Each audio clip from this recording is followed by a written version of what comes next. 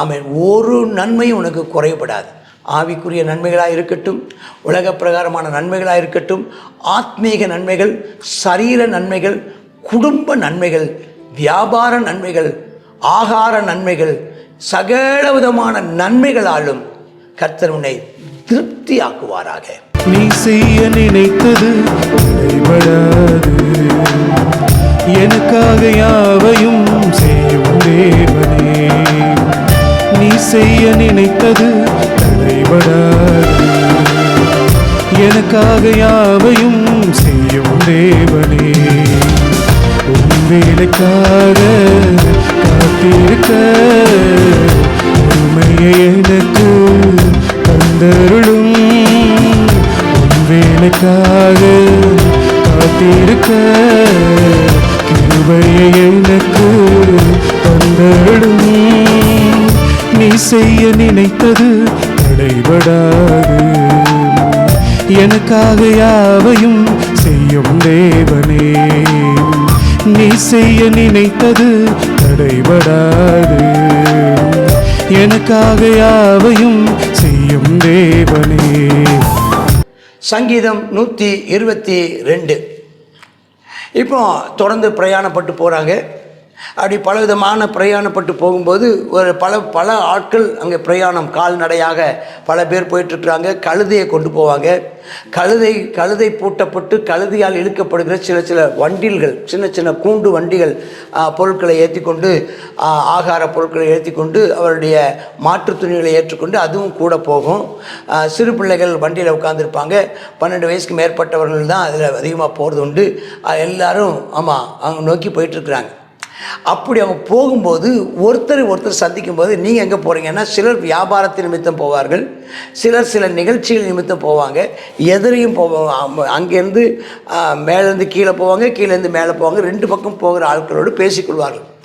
அப்படி போகும்போது பக்கத்தில் இன்னொரு கூட்டத்தை சந்திக்கும் போது சொல்கிறாங்க, எங்கே போகிறீங்கன்னா, நாங்கள் கர்த்தருடைய ஆலயத்துக்கு போகிறோம்னு சொல்லுவாங்க. அப்போ கர்த்தருடைய ஆலயத்துக்கு போவோம்னு சொல்லும்போது இவங்களுக்கு ரொம்ப சந்தோஷம். நாங்களும் கர்த்தருடைய ஆலயத்துக்கு தான் போவோம், மன மகிழ்ச்சி. புறப்படும் போதே சொல்கிறாங்க, நான் கர்த்தருடைய ஆலயத்துக்கு போக போகிறோம், பெரிய மன மகிழ்ச்சி. திருச்சபைக்கு புறப்படும் போது மன மகிழ்ச்சியாய் புறப்படுங்கள். அந்த ஞாயிற்றுக்கிழமை காலை ஆராதனைக்கு புறப்படும் போது மன மகிழ்ச்சியோடு சந்தோஷமாய், இன்னைக்கு கர்த்தரை நான் ஆராதிக்க போகிறேன், கர்த்தர் என்னோடு கூட பேச போகிறார், ஹல்லேலூயா, நான் கர்த்தருக்கு நன்றி சொல்ல போகிறேன், கர்த்தருக்கு நான் நன்றி பலிகளை செலுத்த போகிறேன் அப்படின்னு சொல்றார். அப்படின்னு சொல்லிட்டு இந்த வசனம் 2 அர்த்தம். பிரயாணப்பட்டு போகும்போதும் சரி, அங்கே போய் அந்த 15 படிகளில் ஏறும்போது சொல்கிறாங்க, எருசலேமின் வாசல்களில் எங்கள் கால்கள் நிற்கலாயிற்று, அல்லேலூயா. அங்கே போய் நின்றுட்டு கையை உயர்த்தி சொல்கிறாங்க, நான் புறப்பட்ட நேரம் முதல் இந்த நேரம் வரை என் போக்கையும் என் வரத்தையும் பாதுகாத்து என் கால்கள் தள்ளாடாத படிக்கும், என் ஆத்மாவுக்கு எந்த நஷ்டமும் வராத படிக்கும். ஏன்னா பிரயாணம் பண்ணும்போது நிறைய பேர் செத்து போயிடுவாங்க. நான் எந்த நஷ்டமும் வராத படிக்கு என்னை இந்த இடத்துல கொண்டு வந்து நிறுத்தினரே, உமக்கு கோடி ஸ்தோத்திரம். நாட்கள் நிற்கலாயிற்று சொல்லிட்டு அந்த எருசலேம் முடியதான நகரத்தை பார்க்குறார். எருசலேம் இசைவினைப்பான நகரமாய் கட்டப்பட்டிருக்கு, ஒன்னோடு ஒன்று இணைந்து இசைந்து கட்டப்பட்டிருக்கு. அங்கே இஸ்ரவேல் சாட்சிகளாய் கர்த்தருடைய ஜனங்களாய் கோத்திரங்கள் கர்த்தருடைய நாமத்திற்கு எல்லாம் ஸ்தோத்திரிக்க போகிறாங்க. அப்போ கோத்திரமா, ஜன குடும்பமாக, கோத்திரமா எல்லாம் வரிசையாக நடந்து பெரிய கூட்டம் போது ஒருத்தர் சந்தோஷமாக பேசுகிறாங்க. என்ன விசேஷம்னா, அந்த கட்டிடத்தை பார்ப்பதே ஒரு விசேஷம் ஐயா. அது அழகாக கட்டப்பட்டிருக்கிறது, அது நேர்த்தியாக கட்டப்பட்டிருக்கிறது, அது ஒழுங்கு வரிசை கிரகமாக கட்டப்பட்டிருக்கிறது, அது நல்ல நிலையிலே, அது ஆர்கனைஸ்டாக ஒழுங்கமைப்புக்குட்பட்டு கட்டப்பட்டிருக்கிறது. அதை பார்க்கறதுக்காக அவன் போகிறாங்களாம். அங்கே தேவனுடைய பிரசன்னம் இருக்கிறதுக்காக போகிறாங்களாம், அங்கே துதிப்பதற்காக போகிறாங்களாம். நான் சொன்ன மாதிரி எல்லாரும் கையில் காணிக்கை கொண்டு போவாங்க, காணிக்கையை செலுத்துவதற்காக போகிறோமா. அங்கே வேறு என்ன இருக்கும்? தாவீது வம்சத்தாருடைய சிங்காசனங்கள் இருக்குமா, நியாயாசனங்கள் இருக்குமா,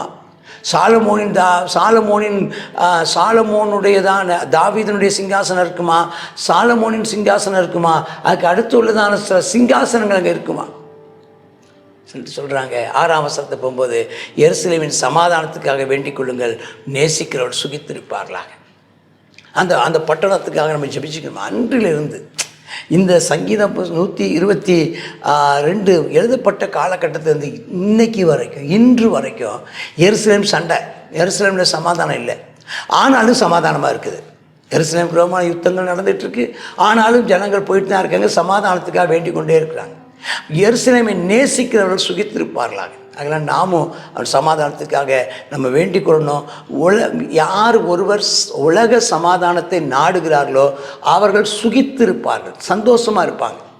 யார் ஒருவர் தேவனை சமாதானத்துக்காக எங்கேயுமே சண்டையை எதிர்பார்க்காமல், பிரிவினைகளை எதிர்பார்க்காமல், ஸ்தோத்திரம், இணைப்பையும் இணைந்து இருப்பதையும் உறவுகளை கட்டி காக்கவும் சமாதானத்தை சமாதானத்தை ஏற்படுத்துகிறவர்களும் சமாதானத்துக்காய் பிரயாசப்படுகிறவர்களும் எப்போதும் சுகித்திருப்பார்களாம்.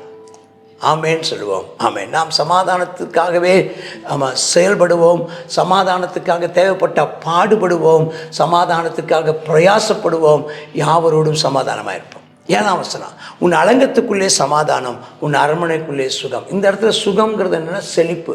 அப்போ நமக்குள்ளே மனசில் சமாதானம், நிம்மதி இருக்கும், வெளியே நல்ல செழிப்பு இருக்கும். செல்வமும் சமாதானமும், செல்வாக்கும் ஆமென் சமாதானமாக இருக்க, நிம்மதியாக இருக்க கர்த்தர் கிருபை தருவார். கடைசியாக ஒன்று சொல்கிறாங்க, எங்கள் சகோதர நிமித்தம், எங்கள் சிநேகித நிமித்தம் உன்னில் சமாதானம், நாங்கள் சந்தோஷமாக இருக்கிறோம். அப்போ அந்த வர்ற குரூப் எல்லாம் ஸ்தோத்திரம், ஒருத்தருக்கு ஒருத்தர் தனித்தனி குரூப்பாக வந்தாலும் எல்லாம் ஒருத்தருக்கு ஒருத்தர் நாம் எல்லாம் தேவனை ஆராதிக்க போகிறோம். நாம் எல்லாம் சகோதர சகோதரிகள்.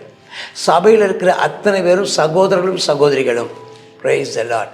சிலர் ஆமென் ஸ்தோத்திரம் சொந்தக்காரர்கள், சிலர் ஆமென் ஸ்தோத்திரம் சிநேகிதர்கள். கர்த்தரை நாம் மகிமைப்படுவதாக அவர்களுக்குள்ளே சமாதானத்தை கர்த்தர் கட்டளையிடுவார்.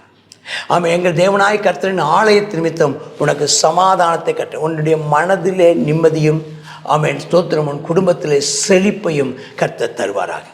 ஒரு செல்வாக்கையும் ஆமென் செழிப்பையும் சமாதானத்தையும் அமைதியையும் நிம்மதியையும் கர்த்தர் உங்களுக்கு கட்டளையிடுவாராக. தேவனுடைய நாமத்திற்கு மகிமை உண்டாவதாக. ஆலயத்துக்கு போவதனால என்ன கிடைக்குதுன்னா சந்தோஷம் கிடைக்குது. கர்த்தரை துதிப்பதற்காக போகிறோம், நம்முடைய பலிகளை செலுத்துவதற்காக போகிறோம், ஆமென் சமாதானத்துக்காக வேண்டிக்கொள் ஜெபம் பண்ணுவதற்காக போகிறோம், அவரை மகிமைப்படுத்துவதற்காக போகிறோம், சமாதானத்தையும் செல்வத்தையும் பெற்றுக்கொள்வதற்காக போகிறோம், நமக்குள்ளே ஒற்றுமையை காண்பிக்கவும் ஐக்கியத்தை காண்பிக்கவும் சபைக்குள்ளே போகிறோம். அங்கே போகும்போது ஆலயத்தின் நிமித்தம், திருச்சபையின் நிமித்தம் நமக்கு நன்மை உண்டாகும். ஆமென். ஒரு நன்மையும் உனக்கு குறைபடாது. ஆவிக்குரிய நன்மைகளாக இருக்கட்டும், உலக பிரகாரமான நன்மைகளாக இருக்கட்டும், ஆத்மீக நன்மைகள், சரீர நன்மைகள், குடும்ப நன்மைகள், வியாபார நன்மைகள், ஆகார நன்மைகள், சகல விதமான நன்மைகளாலும் கர்த்தர் உன்னை திருப்தியாக்குவாராக. Amen, amen. God bless you. கர்த்தருடைய நாம் மகிமைப்படுவதாக. சங்கீதம் 122வது சங்கீதத்தில் பார்க்குறோம். கர்த்தருடைய ஆலயத்தை குறித்ததான மகத்துவத்தை குறித்து இதில் பார்க்குறோம். ஆமாம், கர்த்தருடைய ஆலயத்துக்கு போவோம் என்று சொன்னபோது அவர்கள் மகிழ்ச்சியாக இருந்தார்களாம். இன்றைக்கி ஆலயத்துக்கு வர்றதுக்கு நிறைய பேருக்கு என்ன செய்யுது, கஷ்டமாக இருக்குது. ஆமாம், வெயிலாக இருக்குது, தூரமாக இருக்குது அப்படின்னு சொல்லும்போது என்ன செய்கிறோம், ஏதாவது ஒரு காரணத்தை சொல்கிறோம். ஆனால் இந்த பக்தன் சொல்லுகிறார், ஆலயத்துக்கு போவோம் பாருங்கள்ன்ற போது ஆமென் எனக்கு மகிழ்ச்சியாக இருக்குது. எருசலேமே உன் வாசல்கள் என் கால்கள் நிற்கலாயிற்று. ஆமாம், ஆலயத்துக்கு வரணும்னா அவ்வளவு சந்தோஷத்தோடு என்ன செய்யணும், மற்றவங்களையும் கூட்டிக் கொண்டு நம்ம என்ன செய்யணும், வரணும். ஆமாம், அங்கே ஆலயத்துக்கு போகக்கூடியவங்க யார் தான் ஆலயத்துக்கு போவாங்களாம், கர்த்தருடைய ஜனங்களாகிய கோத்திரங்கள். எதற்காக போவாங்கன்னா அவருடைய நாமத்தை ஸ்தோத்திரிப்பதற்காக போவாங்க, நன்றி செலுத்துவதற்காக.